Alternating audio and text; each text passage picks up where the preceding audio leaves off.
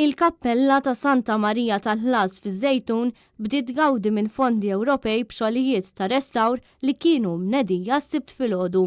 Sentejn ilu żewġ periti ġibdu l-attenzjoni tal-Arċipriet Dun Nicolas Spaċ li din il-kappella storika ma tistax tibqa' tinfetaħ minħabba li s-saqaf tagħha għandu bżonn xogħol infrastrutturali qawwi.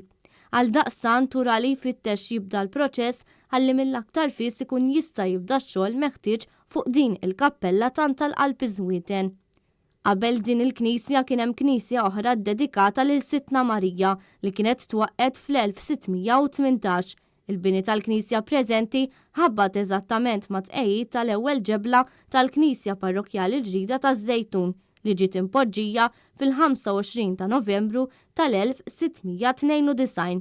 Din il-kappella hija arkitettonikament modesta ħafna u mibnija fuq stil vernakulari, madankollu tinsab iżejjen dan l-ispazju urban.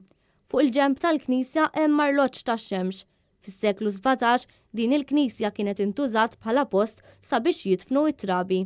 Fil-preżenza tas-Segretarju Amministrattiv tal-Kurja tal-Arċisqof Michael Paċeros, Dun Nicolas spjega lill-ġurnalisti li x-xogħol kollu se jkun qed jiswa 130,000 euro.